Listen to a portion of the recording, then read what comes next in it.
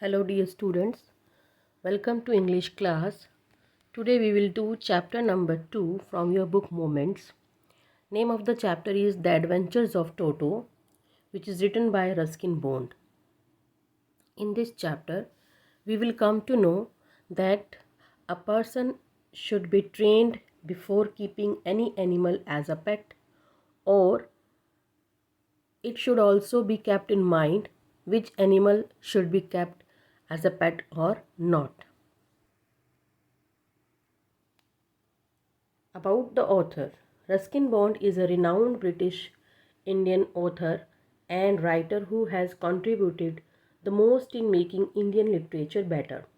He is immensely popular for his creative writings, which always differs from all other authors. Especially, he is regarded as the best author for children because he writes very inspirational and remarkable poems for them. Following his such works, he has been awarded India's third highest civilian award, Padma Bhushan, and India's fourth highest civilian award, Padma Shri. Dear children, I want to ask a question. Have you ever had a baby monkey as a pet? I hope no. Toto is a baby monkey who is described in the chapter. Let us find out whether Toto is mischievous or docile. Grandfather bought Toto from a Tonga driver for the sum of 5 rupees.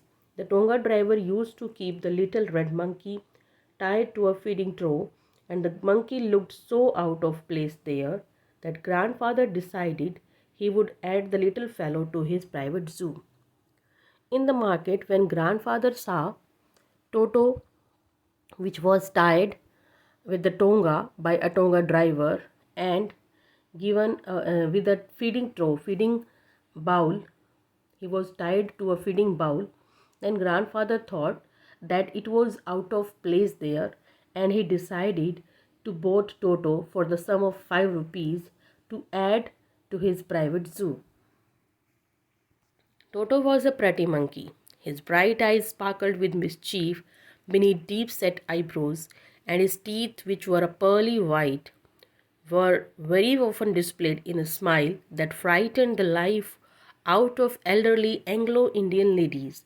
But his hands looked dried up as though they had been pickled in the sun for many years.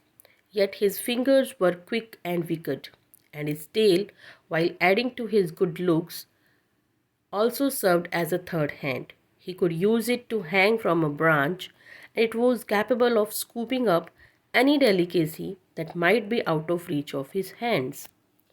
So, on the whole, Toto was a pretty monkey, but his eyes were full of mischief, and shabby eyebrows were there, and under the shabby eyebrows, the small little sparkling eyes declared that Toto was a mischievous monkey, and his teeth were pearly white when he usually displayed his teeth in a smile that frightened, that filled the ladies of the house full of fear.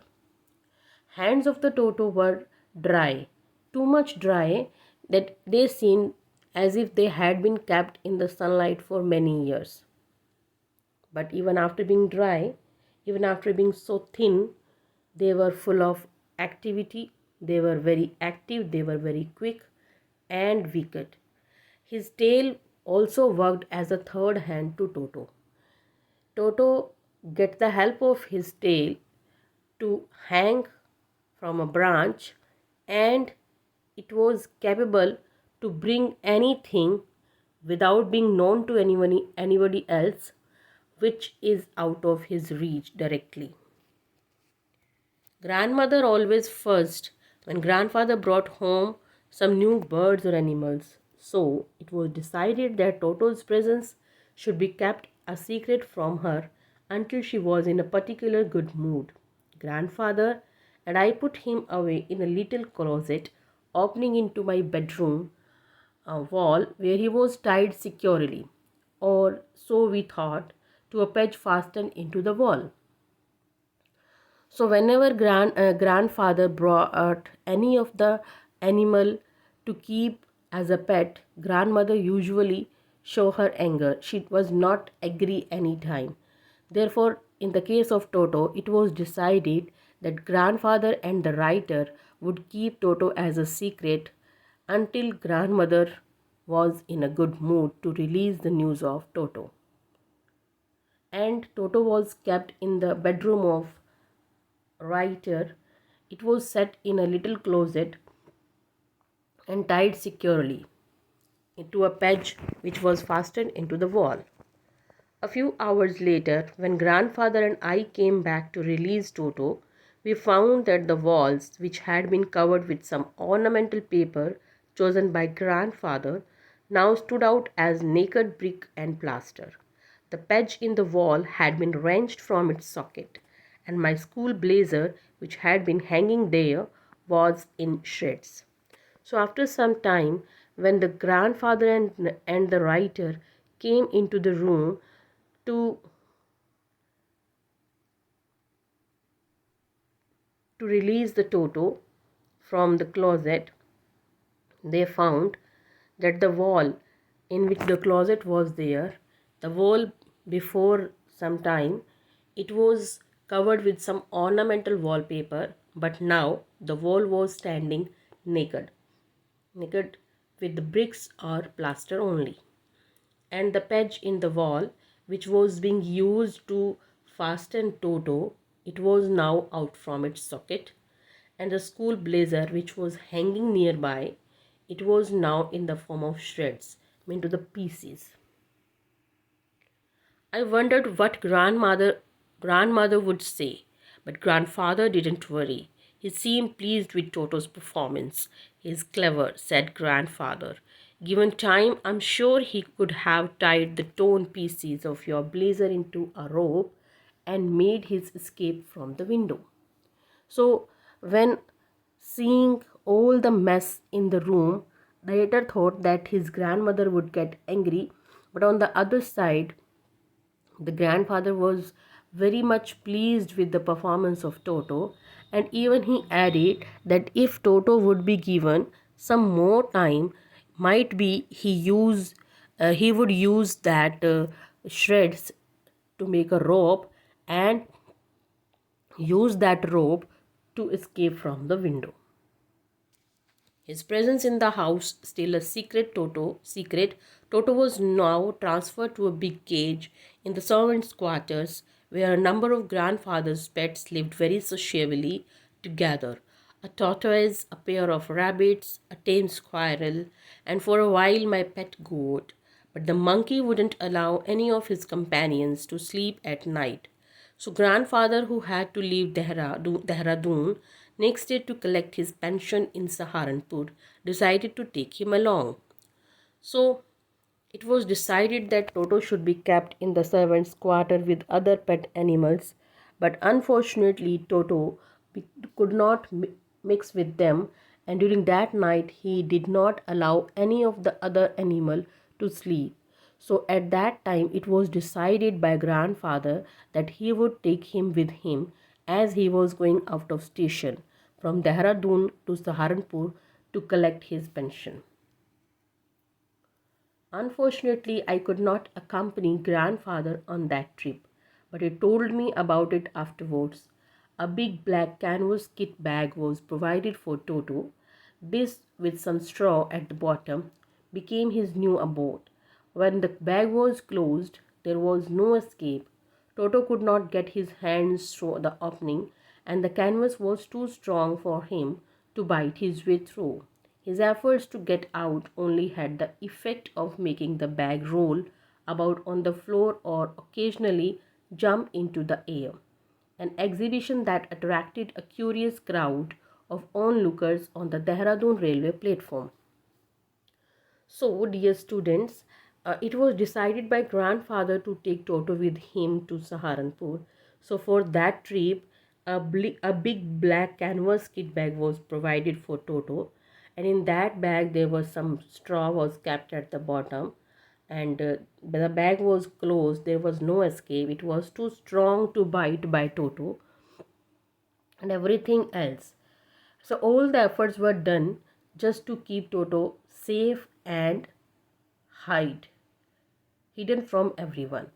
So the bag was not was too strong.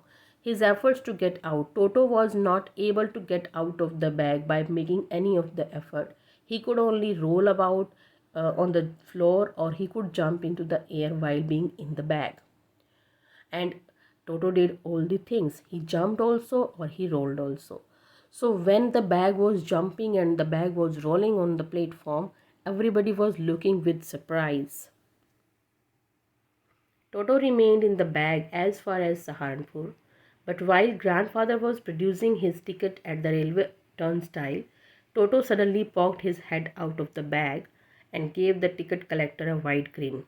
The poor man was taken aback, but with great presence of mind and much to grandfather's annoyance, he said, "Sir, you have a dog with you. You'll have to pay for it accordingly." So when Toto was taken to the Saharanpur, up to the Saharan, up to reaching Saharanpur, no problem was being faced. But when they reached the Saharanpur and they were going to the out of the platform at the railway turnstile. Grandfather was producing his ticket to show to the ticket collector. At that same time, Toto poked his head out of the bag and gave a cunning smile, wild smile, to the ticket collector. The collector was taken aback and surprised too, and he used his presence of mind and told grandfather to pay for that dog because he was keeping a dog with him, and that was to be charged as a passenger. In vain did grandfather take Toto out of the bag. In vain did he try to prove that a monkey did not qualify as a dog or even as a quadruped. Toto was classified a dog by the ticket collector, and 3 rupees was the sum handed over as his fare. Then grandfather, just to get his own bag, took from his pocket our pet tortoise and said, "What must I pay for this, since you charge for all animals?" The ticket collector looked closely at the tortoise, prodded it with his forefinger, gave grandfather a pleased and triumphant look, and said, "No charge, it's not a dog."